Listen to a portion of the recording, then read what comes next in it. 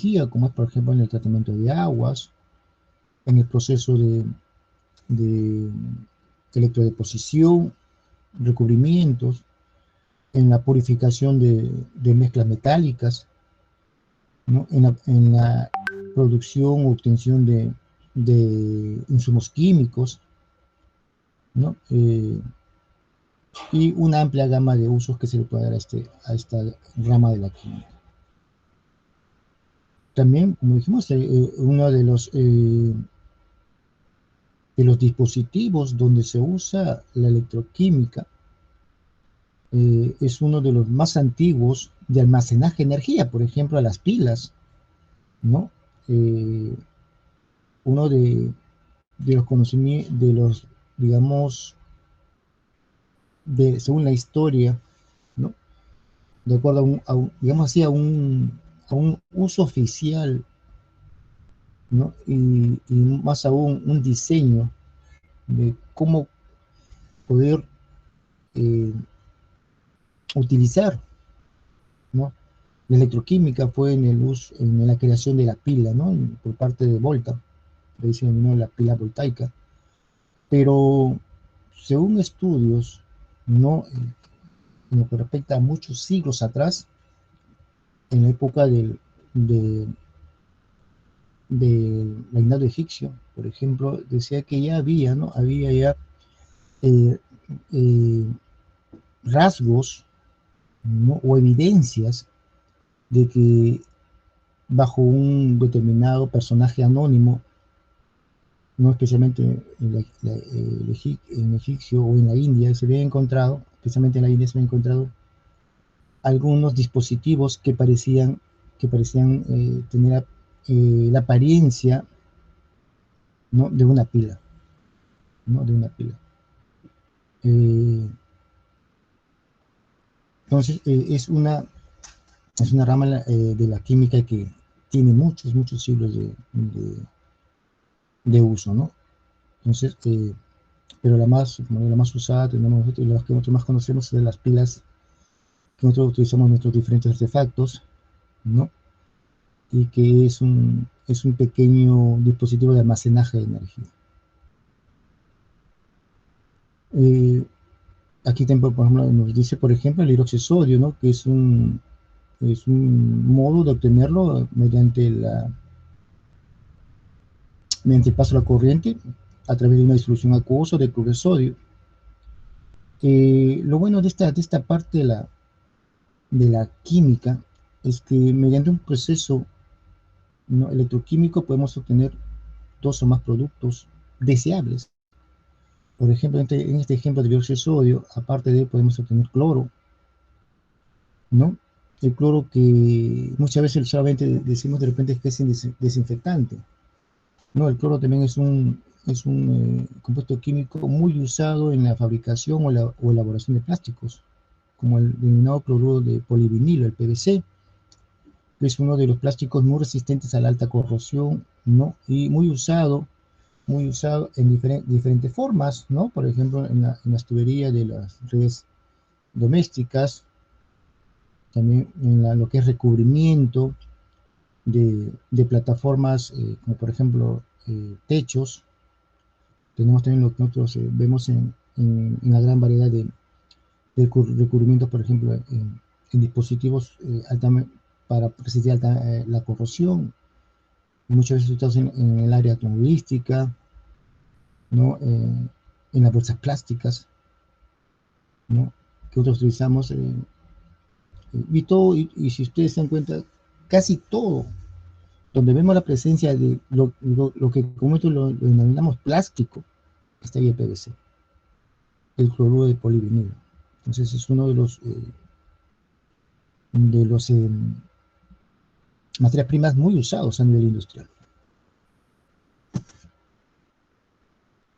De que tenemos los usos más comunes, ¿no? Las reacciones químicas para producir electricidad, como almacenaje, ¿no? Tenemos ahí la pila, y el otro uso de la electricidad para producir reacciones químicas, ¿no? Vamos a ver de que miren, es casi como un círculo.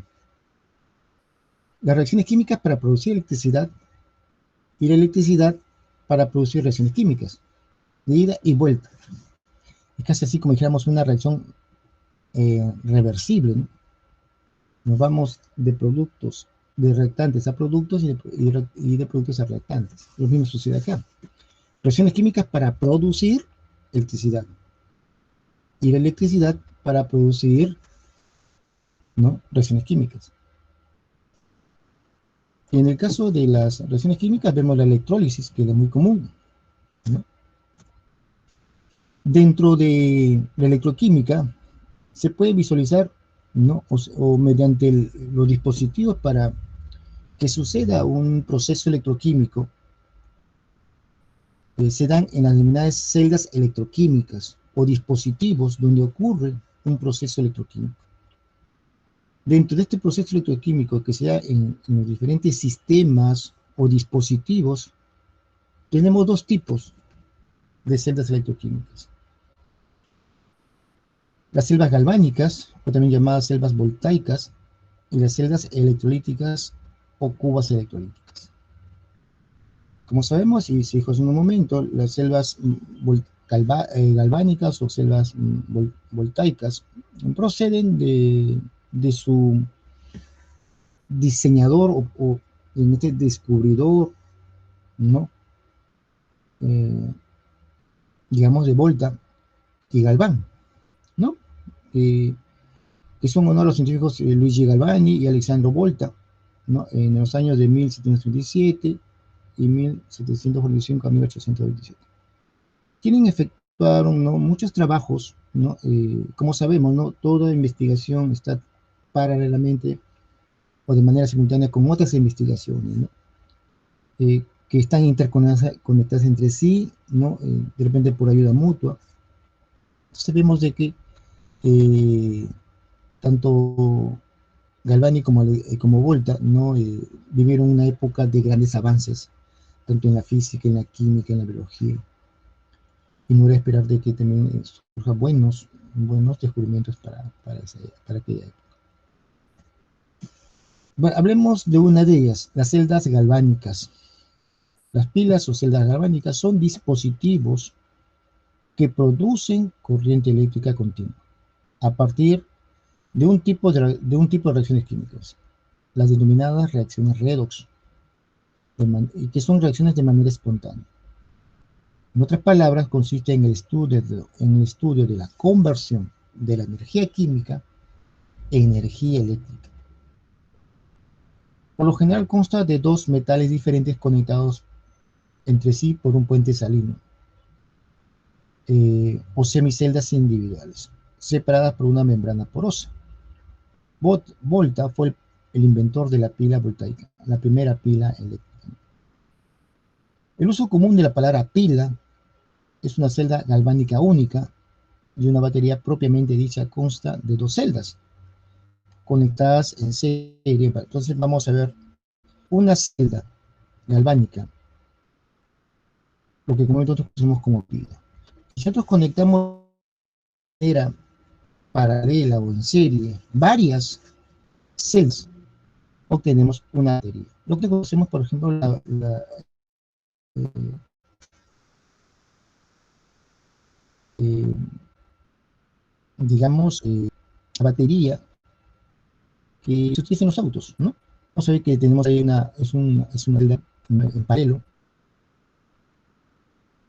¿no?, que es un dispositivo que proporciona electricidad a través de una reacción química, ¿no?, que de energía eléctrica a los autos, ¿no?, para que pueda encenderse.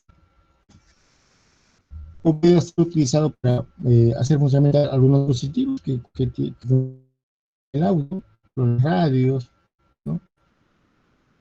Evidentemente un dispositivo porque ahora los autos se utilizan pantallas, por ejemplo, como dijimos, pantallas digitales. Entonces, para todo dispositivo que necesita energía eléctrica, ¿no? Entonces, esta batería no es una cosa de que son varias celdas de modo paralelo. Descripción de una celda galvánica. Una celda galvánica consta de dos semiceldas, denominadas también semipilas o electrodos. Normalmente, una semicelda está formada por un electrodo o lámina de metal sumergido en una solución salina del mismo metal. Existen semiceldas en donde hoy, bueno, donde hay presencia de gases, ¿no? Ese sería un modo también de producir semiceldas, ¿no? Ya no en estado líquido, sino en estado gaseoso. Dichas semiceldas se conectan mediante un conductor externo por donde fluyen los electrones producidos en la reacción redox, en lo que otros generalmente lo conocemos como puente salino, ¿no? Las dos semiceldas deben estar separadas físicamente de manera que las soluciones no se mezclen, pero el circuito se completa con el denominado puente salino o placa porosa, permitiendo que éstas se conecten, y es por donde fluyen los electrones producidos en la reacción. Entonces es un sistema continuo, ¿no? Donde los electrones se trasladan de una semicelda a otra, ¿no? En esencia, la semicelda contiene el metal en dos estados de oxidación, y la reacción química de la semicelda es una reacción redox, escrita simbólicamente en el sentido de la reducción como, vemos aquí, en este caso el metal con su estado de oxidación N+, especie oxidada, ¿no? Al ganar electrones se reduce. Entonces obtenemos M, que vendría a ser el resultado de esta reducción, que viene a ser la especie reducida. Como sabemos, ¿no? Una especie oxidada es aquella que presenta un estado de oxidación, ¿no? Por ganancia de electrones, por pérdida de electrones, y la forma reducida es la que se origina por ganancia de electrones.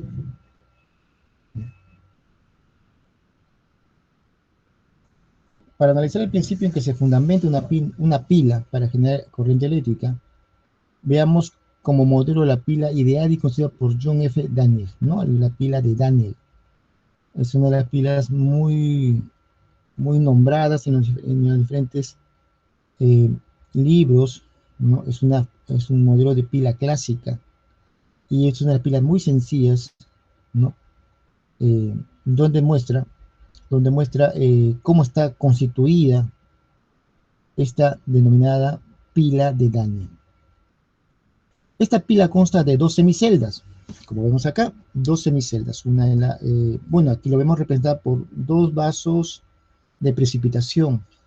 El vaso de precipitación del lado izquierdo y del lado derecho. En este vaso se va a depositar una solución salina, ¿no? Que muchas veces que contiene dentro de la sal, presenta un ion común, en este caso, eh, con respecto al metal de la placa denominada electrodo.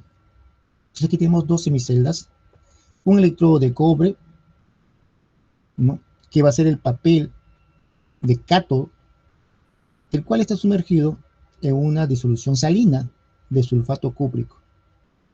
Y tenemos de que la sal de cobre está en estrecha relación con el metal, que viene a ser el electrodo, que es el cobre metálico. El cobre sumergido en una disolución de sulfato cúprico. El cátodo es el electrodo de carga, bueno, es el electrodo positivo, ¿no? En lo que es en esta celda. Luego tenemos la otra semicelda, que está constituida, ¿no? Por un electrodo de zinc metálico, que vendría a ser el ánodo, el polo negativo, sumergido en una disolución salina de sulfato de zinc.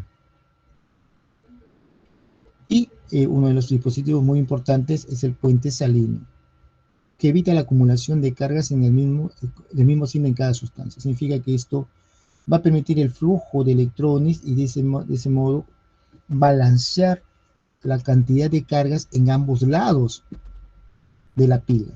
O sea, tanto en el lado de la semicelda o semipila y por el otro lado de la otra segunda semicelda. Se detecta que entre los electrodos se genera una diferencia de potencial. Se puede medir con un voltímetro. Entonces, aquí al producirse una reacción química, ¿no? vamos a ver de que uno de ellos va a perder, se va a oxidar, va a perder electrones. Y esos electrones producidos tienen que dirigirse a otra sustancia que va a aceptar esos electrones. Por lo tanto, tiene que haber un dispositivo que permite el traslado de esos electrones. Y ese dispositivo que me permite el traslado, digamos, el camino, y mejor dicho, el puente, ¿no? Y de ahí el nombre que viene el puente salino. Y a través de este dispositivo, que es el puente salino, es el dispositivo a través por el cual los electrones van a pasar de una celda, de una semicelda a otra semicelda. Y de esa manera, ¿no? Cerrar el circuito, ¿no? Porque sabemos que uno de estos electrodos son los que se van a oxidar produciendo o desprendiendo electrones. Y estos electrones, si no hubiera este puente de se va a acumular dentro de esa semicelda, ¿no? Por lo tanto, va a haber un momento que se va a paralizar la oxidación.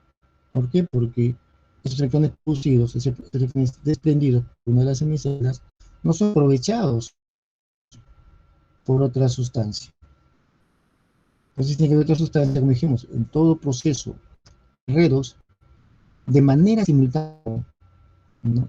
Tiene que haber una sustancia que se oxida y una sustancia que se reduce.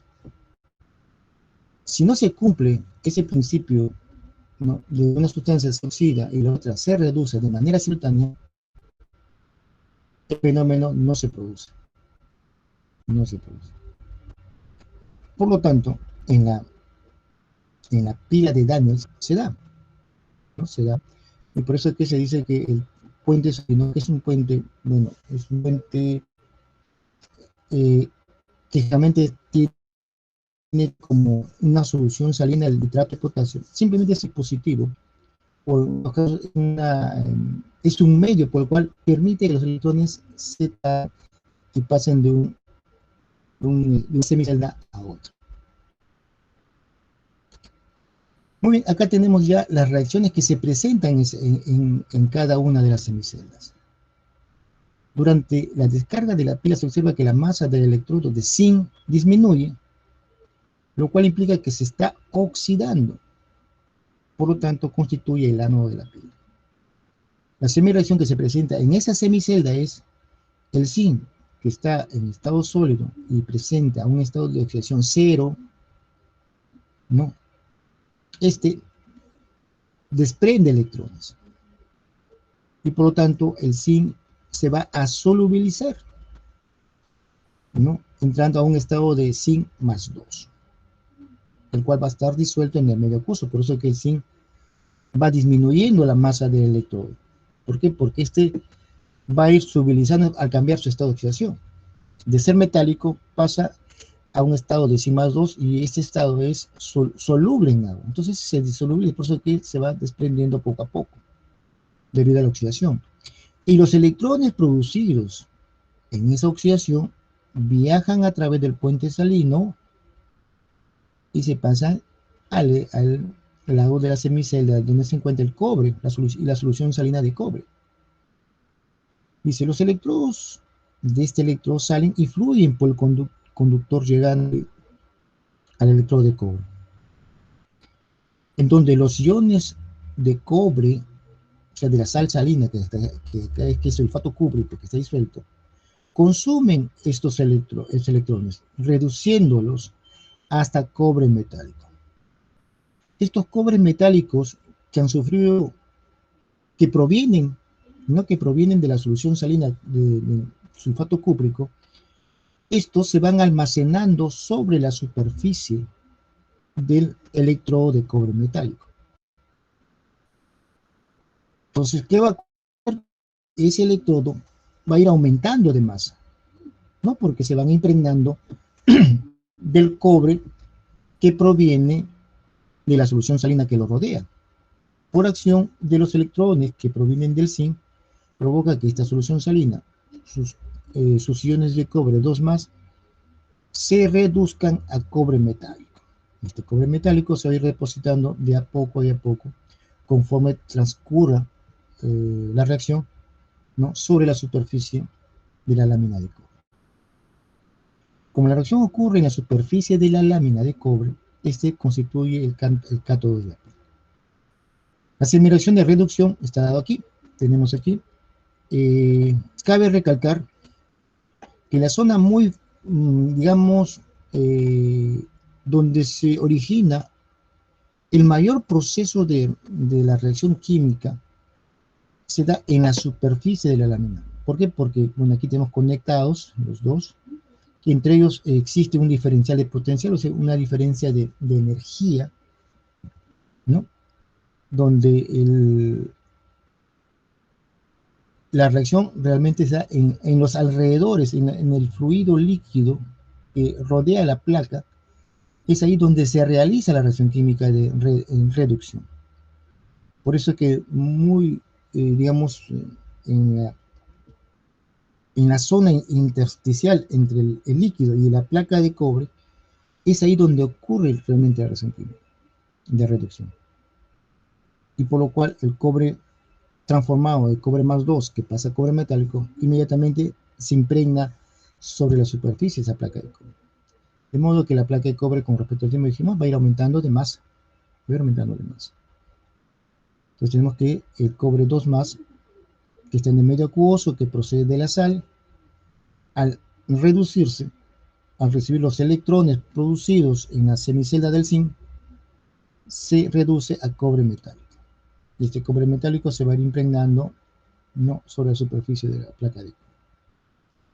Acá nos dice, ¿no?, movimiento de los cationes en el interior de la pila, movimiento de los aniones en el interior de la pila, ¿no? Entonces, de ese modo vamos a ver de cómo se va produciendo esta reacción.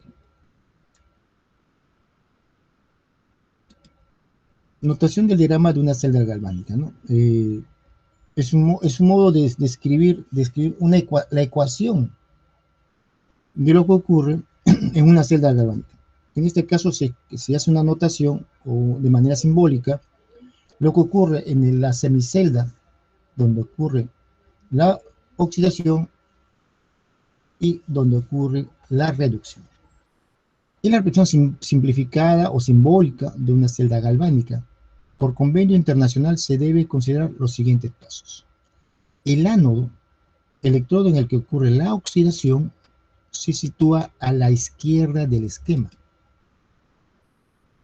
El cátodo, electrodo en el que ocurre la reducción, se sitúa en el lado derecho del esquema.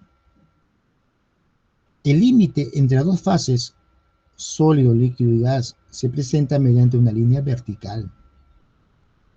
Prácticamente, digamos, esa es la línea, ¿no?, entre las paredes del recipiente que los contiene, ¿no? Muchas veces lo representamos ahí, lo metamos como si fuera el puente salino, ¿no? Y siempre se dibuja como dos paralelas, ¿no?, de manera vertical, ¿no?, de manera vertical. Y muchas veces lo consideramos como, aquí dice, ¿no?, como el puente salino, que es el que conecta, ¿no?, las dos semiceldas, y por el cual van a transcurrir o van a moverse los electrones producidos en el ánodo, los cuales se van a dirigir hacia el cátodo. El límite entre los compartimentos de las semiceldas, que por lo general es el puente salino, se representa mediante una doble línea vertical, ¿no? Aquí lo tenemos, dos líneas paralelas, ¿no? Los iones en la disolución acuosa se sitúan en ambos lados de la doble línea vertical, y las especies distintas de la misma disolución se separan entre sí por una sola coma, ¿no? Entonces, bueno, ahí vemos cómo es la representación clásica o básica de una celda galvánica. Muy bien. Esto, bueno, de la línea vertical única es la línea fronteriza. Es casi como dijéramos, es la zona, es el límite, digamos así, el límite entre el electrodo y la solución salina que lo rodea, ¿no?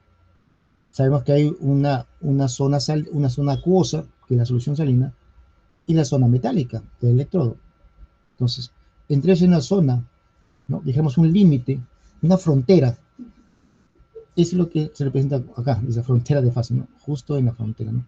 Es ahí donde ocurren las reacciones químicas, en esa frontera, ¿no? Es una zona donde ocurren todas las reacciones de oxidación y reducción, prácticamente, ¿no? Muy bien. Aquí tenemos, ¿no? La notación de diagrama de una celda galvánica. La pila anterior se representaría en el átodo. Tenemos aquí el ánodo, tenemos la placa decimetálica y la solución salina de sulfato de zinc. Aquí sabemos que es la frontera o la zona donde ocurren las reacciones químicas de oxidación. Y luego tenemos el puente salino. Y luego tenemos el otro sistema de la semicelda, ¿no? Aquí tenemos el cátodo, que está representado la placa de cobre, ¿no? Metálica, el cual está rodeada por una solución acuosa salina de sulfato cúbrico. Aquí vemos la frontera o interfase, mejor dicho, entre lo metálico y lo acuoso. Y como dijimos, es ahí prácticamente donde se realiza o se desarrollan las reacciones químicas de oxidación y reducción. En el ánodo sabemos que aquí se realizan las reacciones de oxidación y aquí las reacciones de reducción, ¿no? En el lado del cátodo. Aquí estamos con las semireacciones. Estas son prácticamente las semireacciones. Si sumamos, obtenemos la reacción completa, ¿no? La reacción completa. Muy bien, aquí tenemos la otra gráfica, de más o menos que nos grafica de manera mucho más completa cómo va ocurriendo las reacciones químicas, ¿no? Cómo ocurren las reacciones químicas.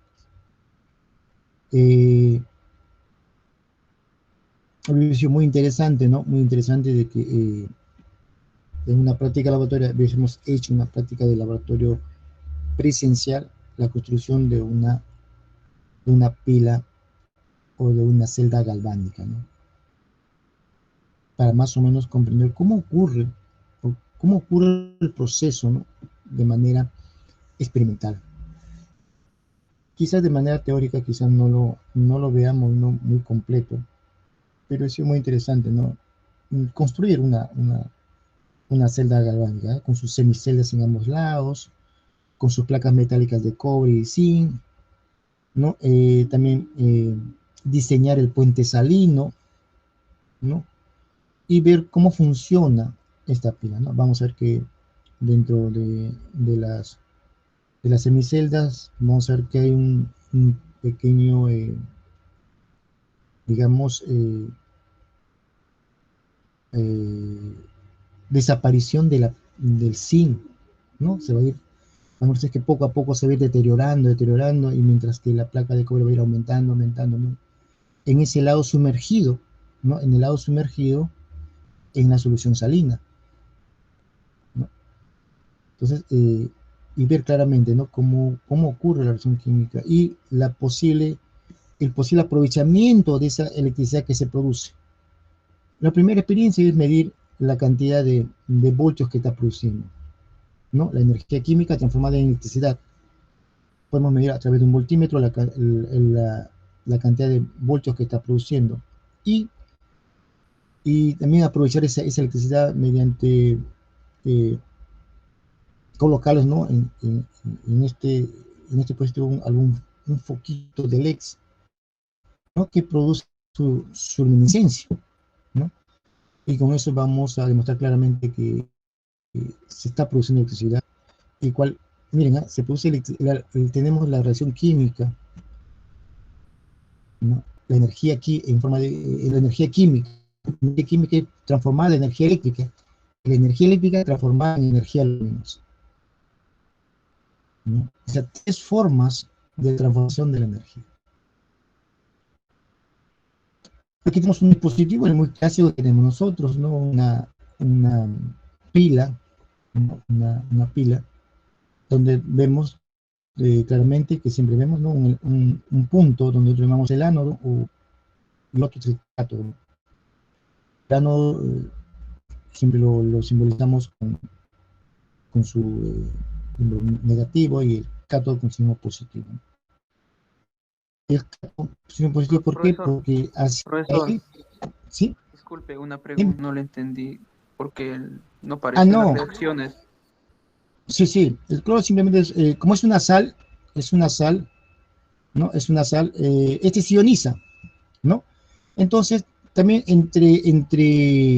al ionizarse forma cargas positivas y negativas, provocando un diferencial de, miren, aquí también se produce un diferencial de potencial pequeño en este punto, provocando que las cargas negativas y positivas, de ese modo permiten también entre ellos, permitir que los electrones naveguen a través de ellos. Como ustedes sabrán, por ejemplo, ustedes me dirían, pero profesor, tenemos un vaso con agua destilada. Por un lado, le conectamos un polo, ¿no? Un polo de corriente eléctrica, o sea, tenemos un cable eléctrico, lo introducimos en el agua, y por el otro extremo, en el mismo vaso, también le conectamos un cable eléctrico, esperando de que los electrones que pasan por el primer cable pasen a través del agua y se vayan al cable del otro extremo, ¿no? Permitiendo el flujo de electrones. Pero usted me dirá, ¿el agua destilada permitirá el flujo de electrones? No va a permitir porque el agua prácticamente, su ionización que tiene el agua que hemos visto es bajísimo. No hay presencia de cargas, ¿no? Entonces, en el agua destilada, la corriente eléctrica no se puede transmitir, no se puede trasladar los electrones. Entonces, ¿qué hacemos? Le agregamos 1 mililitro de ácido clorhídrico, 2 mililitros de ácido clorhídrico y vemos de que el fluido es mucho mayor cada vez que le vamos agregando gota a gota el ácido clorhídrico. ¿Por qué? Porque el ácido clorhídrico se va a ionizar, se va a disociar dentro del agua y va a permitir la presencia de cargas, ¿no? Y estas cargas permiten que a través de ellas pueda fluir los electrones, ¿no? Entonces aquí sucede lo mismo, ¿no? Aquí sucede lo mismo. Estas cargas producidas por esta sal de cloruro de potasio permiten que a través de ellos puedan trasladarse los electrones. Si este puente, ahora, este puente salino es un líquido, ¿no? El cual es un tubo, es un tubo, es un tubo que dentro de su interior se puso un volumen determinado de una solución salina procedente de haber disolverto cloruro de potasio, ¿no? Saturado. Y aquí en la parte inferior ustedes ven tapones de algodones. O sea, estos tapones de algodones me permiten de que el contenido que está en el interior del puente salino no se derrame al momento de voltearlo, manteniendo el contenido almacenado en su interior. ¿No? Pero este algodón se ha impregnado de cloruro de potasio, se ha impregnado de la solución misma de la semicelda. Entonces los electrones, ¿qué hacen? Los electrones, como estar ahí en movimiento, van a encontrar este camino y a través de este puente van a poder trasladarse, porque dentro de este puente hay presencia de cargas. Se van a trasladar a través de ellas, hacia el otro lado. ¿Por qué? Porque dentro de esta semicelda se ha producido un desbalance de cargas. Y como sabemos, y volvemos a chocarnos nuevamente con el principio de Le Chatelier, ¿no? Que siempre busca el equilibrio. Aquí tenemos dos semiceldas con diferente carga eléctrica. Una que tiene mayor carga eléctrica por la producción de electrones y una que carece de electrones y que necesita para que dentro de ella ocurra una reacción química. Miren, la naturaleza es tan perfecta de que estos electrones, ¿no? Viajan a través de ese puente salino hacia el otro lado de manera de equilibrar las cargas electrónicas tanto en el 1, en la semicelda del zinc, como en la semicelda del cobre, ¿no? Entonces volvemos ahí a recordar el principio de Le Chatelier, que el sistema busca su equilibrio, ¿no? De modo que esas cargas eléctricas, cargas de electrones, permitan ser utilizados por otro sistema y de ese modo cerrar el circuito y mantener un equilibrio de cargas. ¿Por qué? Se decía que aquí en el lado izquierdo, ¿no? Y en el lado derecho se origina un desbalance, se le denominó un diferencial de potencial. Y ese diferencial de potencial, ¿no? ¿Qué ocurrió? que ocurrió que, que origina un flujo de electrones de uno de mayor potencial a uno de menor potencial. Casi se compara con lo que ocurre con los desniveles superficiales de la corteza terrestre, ¿no? Donde en un lado tenemos una porción de agua en la parte superior de un desnivel y en la parte inferior de un desnivel. Vemos que en la parte superior un río siempre se dirige de un alto nivel a uno de bajo nivel. No ocurre en sentido contrario, ¿no? Entonces, de ese modo, se origina también se llama un diferencial de potencial. De esta manera, potencial gravitacional. O sea, aquí algo muy semejante ocurre, ¿no? Se origina un diferencial de potencial eléctrico. O sea, aquí tenemos un flujo de electrones almacenados a un lado, ¿no? Que para compensar ese diferencial de potencial, los electrones en el lado donde hay alta cantidad de electrones se dirigen hacia una zona de menor cantidad de electrones. Y debe haber un dispositivo que permite ese paso de una semicelda a otra semicelda. Y quiere decir un puente acondicionado adecuado para que estos puedan trasladarse de maneras. ¿Qué pasa si en este puente hubiera agua destilada, agua pura? Se presentarán las condiciones que los electrones puedan viajar a través de él. No, las condiciones óptimas que en ese puente deben cargas diversas, de modo que los puedan tratar o haciendo uso de esas cargas y viajar a través de esas cargas. Es casi como si estas cargas, positivas y negativas, es como si fuera escalones o peldaño, permitan al electrón ir peldaño y trasladarse de otro. Es modo de acondicionar para eso sirve que el cloro no interviene, simplemente es un dispositivo o agente que motiva que a través de él viaje los electrones. Para eso les da el ¿no? ¿No? Simple dispositivo medio por el que puedan pasar los electrones de semicelda a otra semicelda, ¿no? En otros casos que de repente han visto, es ya donde el cloro está en la semicelda, como tenemos, por ejemplo, en el caso de la solución salina de cloruro de sodio. Entonces, esta solución salina de cloruro de sodio sí interviene, ¿no? Ahí se cloro. ¿Por qué? Porque realmente el cloruro de sodio, ¿no? Que está en forma ionizada, está participando de la reacción química, ¿no? Que son situaciones diferentes lo que ocurre en el puente salino. El puente salino simplemente es el dispositivo o el camino por donde los electrones puedan viajar, ¿no? De manera adecuada hacia la otra semicelda.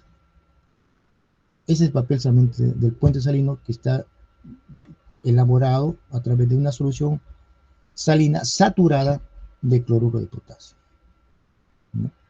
Muchas veces utilizamos cloruro de sodio, ¿no? Cloruro de sodio, pero una de las soluciones salinas muy usada y muy, digamos, eh, que se presta, ¿no? a este modo de reacciones que viajen a través de él, es el cloruro de potasio, ¿no? Es una de las sales muy usadas, ¿no? Por su eh, disposición a que los electrones pasen a través de él, ¿no? De un extremo al otro. Ese simplemente es el papel del puente salino, ¿no? Del puente salino. Bueno, los potenciales de escena, ¿no? Regresemos a la celda para encontrar medida eléctrica de la tendencia para que ocurra la reacción de celda. Los electrones se mueven por el circuito interno del ánodo de zinc al catódico, porque tienen menor energía en el cobre que en el zinc. La fuerza que impulsa a los electrones cargados, alejándolos del ánodo, o sea, del electrodo, y atrayéndose es un potencial eléctrico llamado fuerza electromotriz, a lo que bueno, le hemos llamado antes un diferencial potencial, no sé, como potencial de celda, o voltaje. La unidad del sistema el de potencial eléctrico es voltio, y el potencial de una celda galvánica. La relación entre el voltio y la unidad del sistema internacional es, en este caso, el joule, y la L, en este caso es el coulomb o coulomb. Tiene con la ecuación joule es igual a un coulomb por un voltio. Esa es la equivalencia, ¿no? La energía transformada o expresada en términos de corriente o de carga eléctrica. Un potencial de celda se mide con un instrumento llamado voltímetro, ¿no? Hemos visto aquí en la gráfica, se utiliza un voltímetro, que es un instrumento o dispositivo para medir la intensidad de corriente. Disculpa, el voltaje de corriente. El voltaje de corriente. Muy bien. Estamos aquí nuevamente. Fuerza electromotriz de una celda, ¿no? Porque acá hablábamos de fuerza electromotriz. Es un potencial eléctrico llamado fuerza electromotriz. Esa es la fuerza que ocasiona de que los electrones viajen del ánodo al cátodo. Tiene que haber una fuerza para que motive ese movimiento de los electrones. Esa fuerza o esa potencia eléctrica llamada fuerza electromotriz. Entonces veamos la fuerza electromotriz de una célula, ¿no? Se denomina fuerza electromotriz a la energía proveniente de cualquier fuente, medio, dispositivo que suministre corriente eléctrica. Para ello se necesita la existencia de una diferencia de potencial entre dos puntos o polos, uno negativo y el otro positivo, en dicha fuente, que sea capaz de bombear o impulsar las cargas eléctricas a través de un circuito cerrado. Y acá hacemos la aclaración. ¿Quién permite que un circuito se cierre? Es el puente salino, ¿no? A través de él pasan o se bombean las cargas eléctricas de una semicelda a otra. Se puede considerar que el voltaje o diferencia de potencial entre los electrodos es la responsable de que los electrones puedan moverse. A mayor voltaje, mayor será la fuerza impulsora para que los electrones puedan fluir. La fuerza electromotriz de una celda se denota como E mayúscula celda, que se conoce también como potencial de celda. Matemáticamente el potencial de una celda o pila está determinado por, aquí tenemos la celda, ¿no? O sea, el valor total de la celda, está dado por la suma, ¿no?, de la fuerza electromotriz en el lado donde ocurre la reducción, o sea, en el cátodo, más la fuerza electromotriz, ¿no?, originada por la semicelda donde ocurre la oxidación, o sea, el ánodo. Potencial estándar de un electrodo. Bueno, en este caso los potenciales dependen de la temperatura.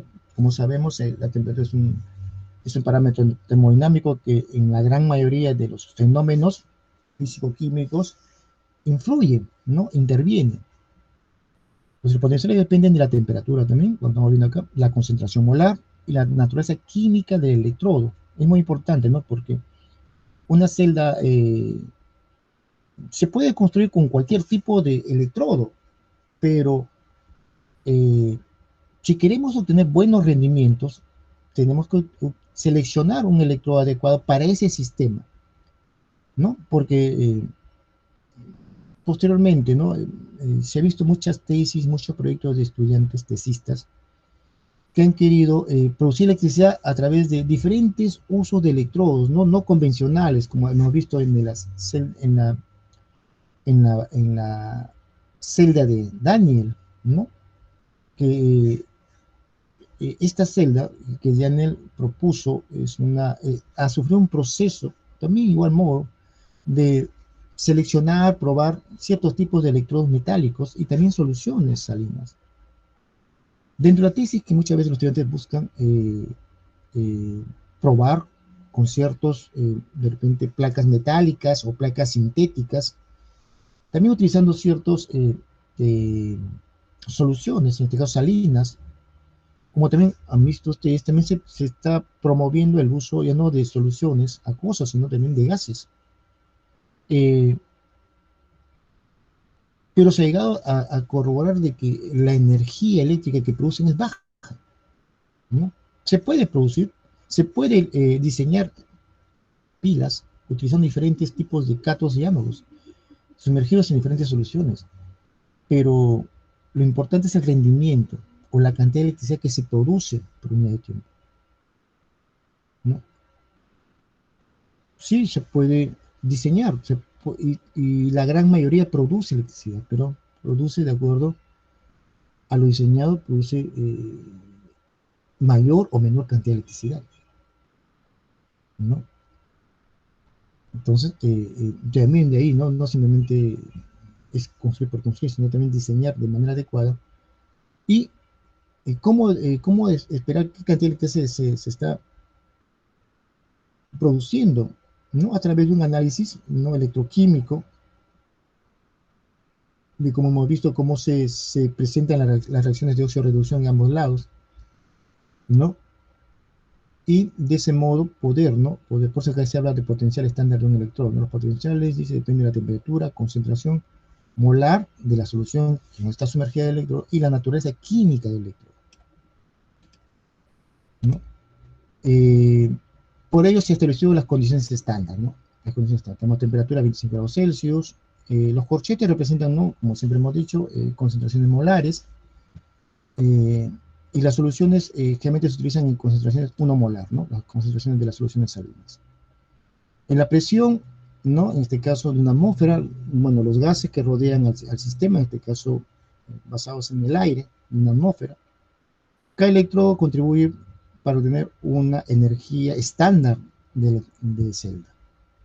Estándar porque dijimos este potencia de cerito es porque se está llevando a estas condiciones de presión y temperatura. Presión de una atmósfera y temperatura de 25 grados. Eso es lo que significa el cerito, ¿no? Condiciones estándar. Si se escriben las potenciales en forma de reducción, entonces dijimos el potencial estándar de la celda es igual al potencial estándar del cátodo menos el potencial estándar del ánodo.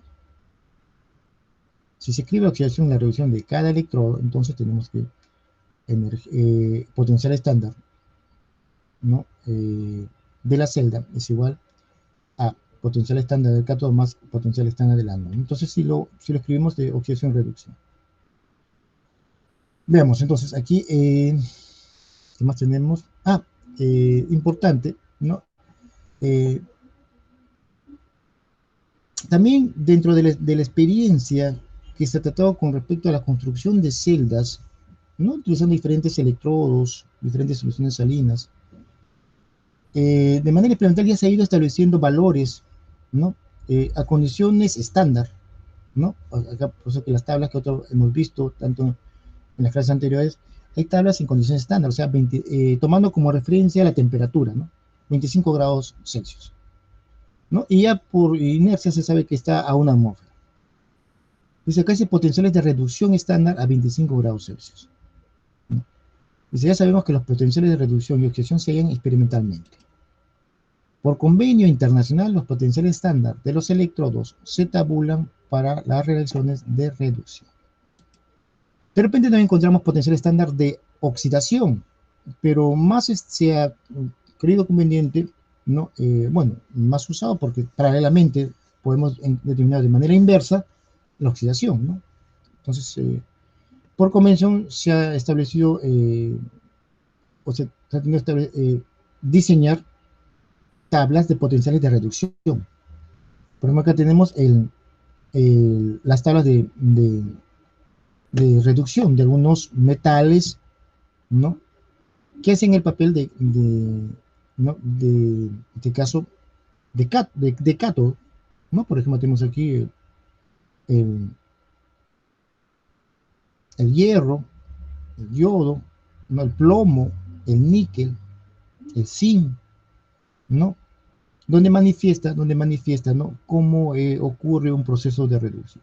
Por ejemplo, aquí vemos de que el zinc, al ganar dos electrones, ya sabemos que cuando una sustancia, ¿no? Recibe electrones, acepta electrones que está reduciendo, ¿no? Entonces vemos de que el zinc, por ejemplo, recibe electrones. Ahora, si lo hacemos de manera contraria, vamos a ver de que acá decimos zinc más dos electrones. ¿Qué pasa si lo pasamos al otro extremo, los dos electrones? originamos, damos origen a la reacción de oxidación, ¿no? Y por lo tanto su valor. ¿Qué hacemos cuando cambiamos o invertimos? ¿No? Entonces, obtenemos la reacción de oxidación, ¿no? Entonces, por eso es que se escribe de una sola ecuación, y la cual cuando podemos obtener, ¿no? Obtener los, eh, los potenciales, ¿no? Estándar del área. Entonces, estas tablas a veces son muy usadas para determinar los cálculos de, de la energía que puede presentar una celda, ¿no? Y bueno, acá tenemos los potenciales de una celda y composición de la mezcla de la reacción, ¿no? La ecuación de Nernst, ¿no? Eh, los potenciales de celda, al igual que los cambios de energía libre de Gibbs, dependen de la temperatura y la composición de la mezcla de reacción, es decir, de las concentraciones de los solutos y las presiones parciales de los gases.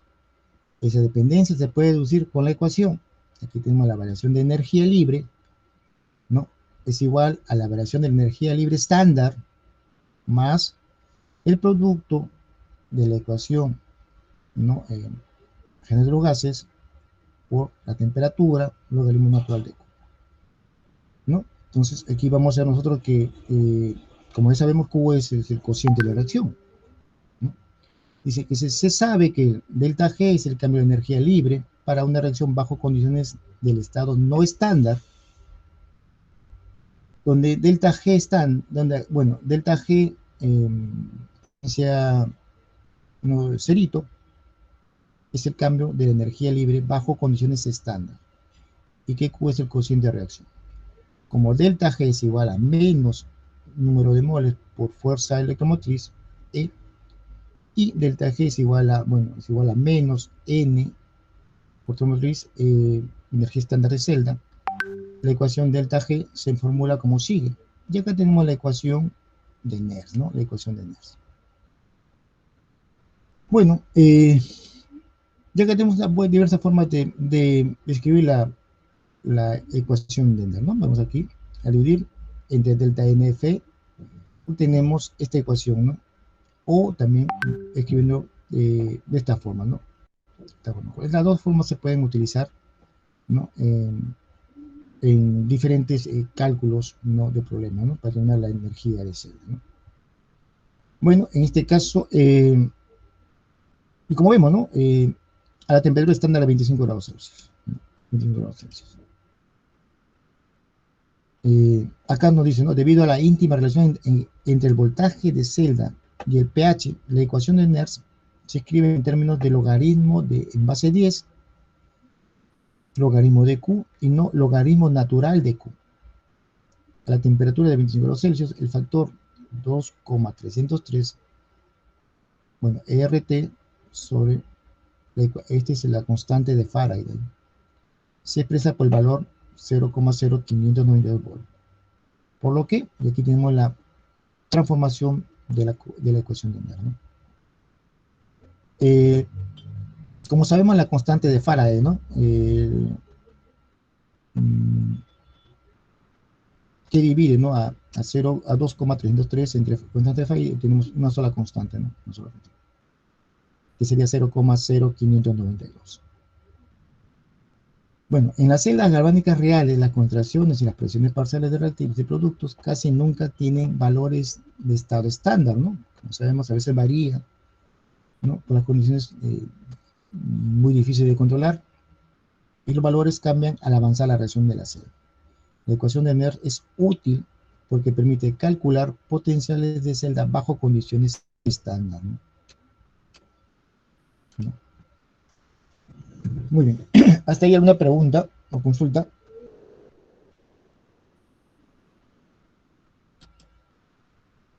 Bueno, entramos después a lo que es celdas electrolíticas, ¿no? Celdas electrolíticas. Es el otro tipo de celdas. Hemos visto las celdas galvánicas o voltaicas y ahora tenemos las celdas electrolíticas. Aquí es donde prima, ¿no? Lo que nosotros conocemos por el fenómeno de electrólisis. Primeramente hay que saber qué es electrólisis. Electrólisis es el proceso en que se utiliza la energía eléctrica continua para generar una reacción redox no espontánea. ¿Por qué no espontánea? ¿Por qué? Porque es necesario agregar la electricidad para que ocurra una reacción química. ¿Y cuando decimos que es una reacción espontánea? Cuando esta por sí sola ocurre la reacción química. Entonces, dice proceso en que se utiliza la energía eléctrica continua para generar una reacción redox no espontánea. Este fenómeno químico permite la descomposición de ciertas sustancias, generalmente electrolitos, generándose nuevas sustancias simples o compuestas. Muy bien. Ahora veamos qué es una celda electrolítica. Es el recipiente que contiene al electrolito y donde se produce la electrólisis. Las celdas electrolíticas varían mucho según la naturaleza de los electrolitos y la temperatura del proceso. Para su construcción, el material usado debe resistir el ataque de las sustancias ácidas y alcalinas. Por lo general son de acero revestido de policloruro de vinilo, ¿no? También hay algunas que, bueno, en este caso, este es en el ámbito industrial. Y en el ámbito, digamos, a nivel de laboratorio, utilizamos nosotros las cubas o celdas, ¿no? Electrolíticas de vidrio, ¿no? De vidrio, bueno, en el caso de vidrio de cuyo espesor no es acorde a lo que se va a utilizar, ¿no? Y para su larga durabilidad, ¿no?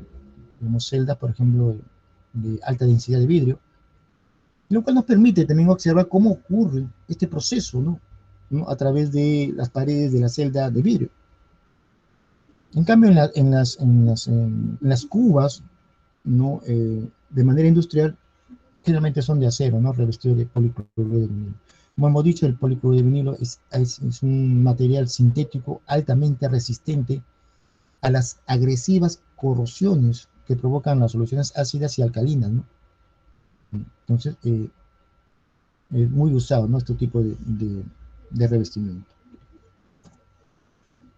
Elementos o componentes del proceso electrolítico. Tenemos el electrolito, sustancia química que disueltas en agua o fundidas, ¿no? Son capaces de generar iones libres que por acción de las fuerzas eléctricas se mueven y conducen la corriente eléctrica. Electrodos son barras sólidas, principalmente metálicas, que son buenos conductores eléctricos, los cuales están en contacto mediante el cable conductor con la fuente de energía eléctrica.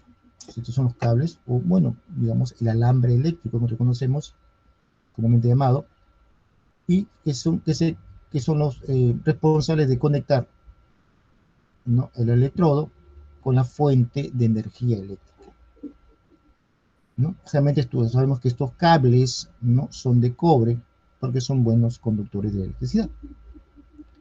Fuente de energía, que generalmente está representada por una batería, ¿no? Son sistemas de generación eléctrica continua.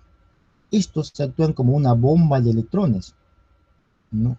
Es decir, son capaces de sustraer electrones de uno de los electrodos anos y catos para suministrarlos al otro electrodo, quedando electrizados, ¿no?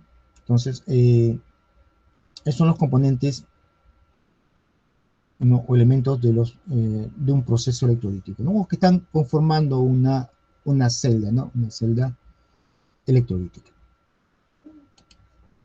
Aquí también se cumple la ley bueno, en el caso vamos a ver la ley de Faraday, su primera ley.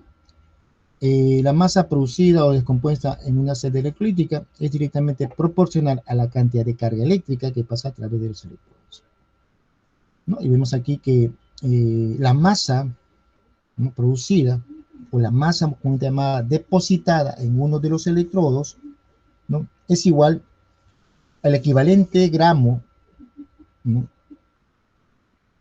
Dividido entre lo que nosotros llamamos la constante de Faraday, que es 96.500, multiplicado por la cantidad de carga eléctrica.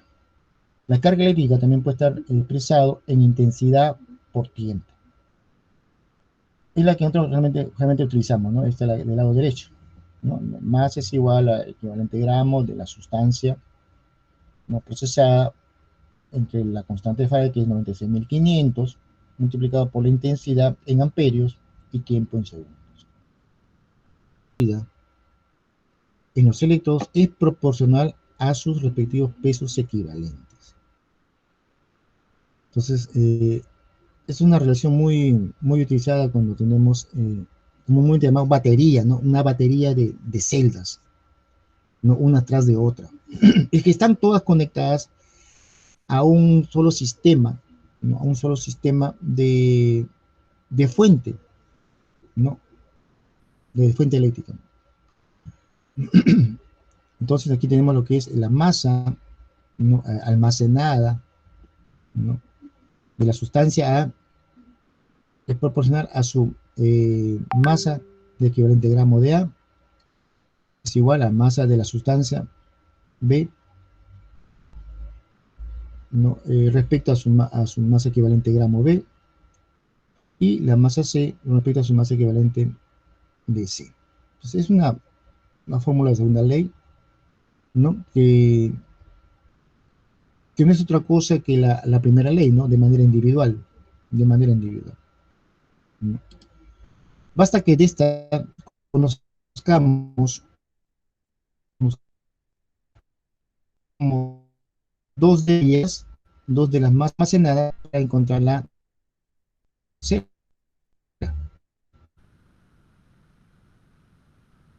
porque el equivalente químico de B y de C se conoce, ¿no? Se conocen, son conocidos, y porque el cobre almacenado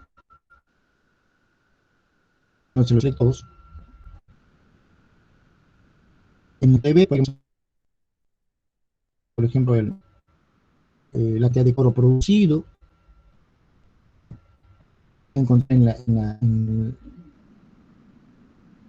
celda C, de repente fui almacenado en el electrodo, por ejemplo, en el cátodo. ¿Qué nosotros vamos a encontrar lo que se almacena en el cátodo? ¿No?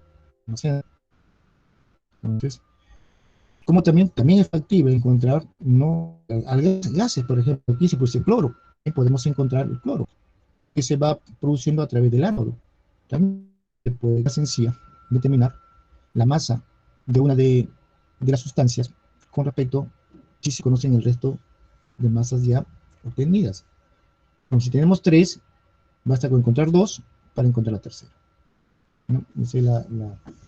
Podemos relacionar solamente estas dos y encontramos Ma. Si realizamos estas dos, podemos encontrar Mc conociendo Mb, ¿no? O podemos relacionar Mc con Ma conociendo Ma, entonces conozco Mc. Entonces, no son razones, en otras palabras, es una serie de razones, ¿no? Una serie de razones. Muy bien, no sé si tienen alguna pregunta o consulta que hacer.